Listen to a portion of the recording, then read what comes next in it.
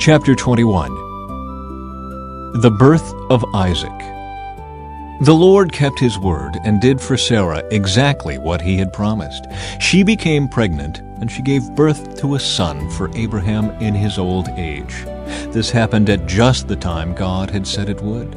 And Abraham named their son Isaac. 8 days after Isaac was born, Abraham circumcised him as God had commanded. Abraham was 100 years old when Isaac was born. And Sarah declared, "God has brought me laughter. All who hear about this will laugh with me. Who would have said to Abraham that Sarah would nurse a baby? Yet I have given Abraham a son in his old age." Hagar and Ishmael are sent away. When Isaac grew up and was about to be weaned, Abraham prepared a huge feast to celebrate the occasion. But Sarah saw Ishmael, the son of Abraham, and her Egyptian servant Hagar making fun of her son Isaac. So she turned to Abraham and demanded, "Get rid of that slave woman and her son. He is not going to share the inheritance with my son Isaac. I won't have it." This upset Abraham very much because Ishmael was his son.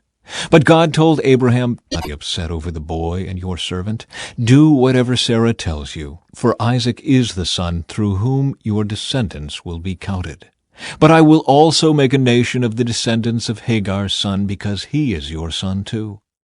So Abraham got up early the next morning, prepared food and a container of water, and strapped them on Hagar's shoulders.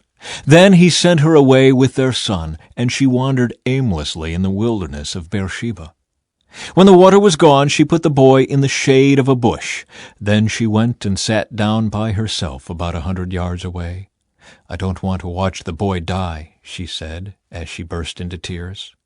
But God heard the boy crying, and the angel of God called to Hagar from heaven, "Hagar, what's wrong? Do not be afraid. God has heard the boy crying as he lies there.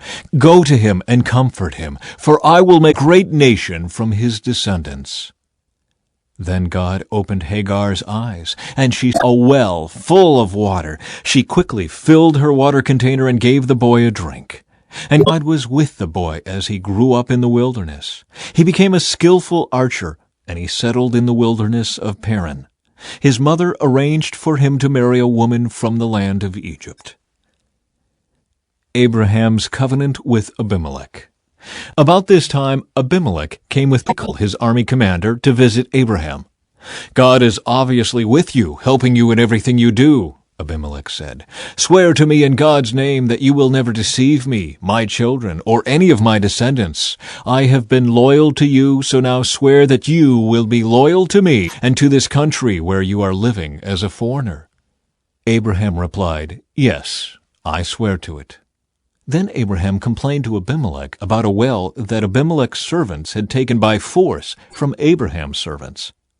"This is the first I've heard of it," Abimelech answered. "I have no idea who is responsible. You have never complained about this before." Abraham then gave some of his sheep, goats, and cattle to Abimelech, and they made a treaty. But Abraham also took 7 additional female lambs and set them off by themselves. Abimelech asked, "Why have you set these 7 apart from the others?" Abraham replied, "Please accept these 7 lambs to show your agreement that I dug this well." Then he named the place Beersheba, which means well of the oath, because that was where they had sworn the oath. After making their covenant at Beersheba, Abimelech left with Phicol, the commander of his army, and they returned home to the land of the Philistines. Then Abraham planted a tamarisk tree at Beersheba, and there he worshipped the Lord, the eternal God. And Abraham lived as a foreigner in Philistine country for a long time.